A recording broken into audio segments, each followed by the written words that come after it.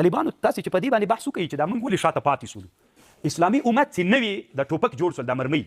شامي تر اوسه پورې طالبانو د ټوپک کار ناروا بولي ما زه خپل طالبانو په دې مسله کې شامي سره موافق نه یم تاسې به وایي د تا څه کار ده زه خو طالبانو د شامي مقلد نه یم طالبانو شامي ته زه احترام لرم طالبانو زه د شامي مقلد نه یم شامي چې کوم خبر د ټوپک د ښکار په اړه کړي طالبانو زه فکر کوم شامي ټوپک ګرځولی ده یا په هغه وخت کې نه وایو طالبانو قسم په الله باندې چې سم علمي بحث وکړه سره کې د ټوپک کار بیخي ناروا ده نه طالبانو دی وایي دا وایي یا له اور نه وژل کېږي یا د دق باندې وژل کېږي دا صحیح نه ده طالبانو ما په دې مفصل بحث کړی نو اول چې وسله راوتلې وه علماو به ویلي وي دا استعمال ځکه مسلمانان وسله مه جوړوي ځکه یې مه جوړوي دې کې اور ده نو په اور د کافر وژل ناروا دي په دې باندې بحث شوی طالبانو کتابونو کې اول چې نوې وسله راغلې د دنیا ته بیا وروسته مجبوریتونه پیدا شوي دي بیا څومره ډېرې خبرې دي طالبانو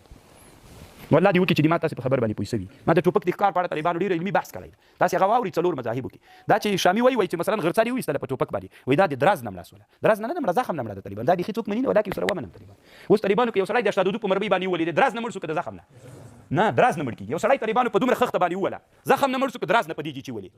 دراز داسې زرپ موږ ورته وایو چې موقوزه ده او ما په ټوپک کې چې ولي طالبانو سړی بیا د چا نه مړ کېږي بیا د زخم نه مړ کېږي نو دی شامي چې د طالبانو په خپله خبر ولاړ دی نه ښکار چې په ټوپک باندې ویسته په دې وړه مرمۍ باندې هغه د چا نه مړ کېږي وایي د زرپ او د جرح په مابین کې فرق هغه چاته کېږي چې افغانان وي ټول وخت جنګ کې تېر کړي یا صحیح نه ده طالبانو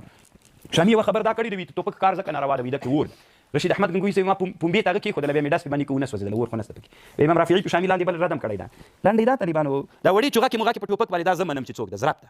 غلکه پېژنئ طالبانو لینده دې باندې مرغۍ چې وولې چوغکه پې باندې وولې دومره ټیږه وي او دومره چوغکه وي چې پې ولګي دا د زخم نه مړه کېږي زرپ نه مړه کېږي طالبانو خبر پوه شولې دا زه منم چې ناروا ده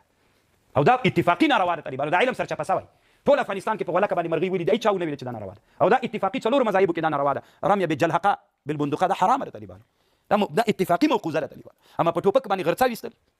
هغه طالبانو د زخم نه مړه کېږي دا د ماهرینو د پن نه پوښتنه وشي داسې خو نه ده په نه د فقهاو کار ده الله دې وکړي ما په خبر پوه شوي که منې وایي منې که نه منې خدای دې بېخي در باندې ونه مني ما منلې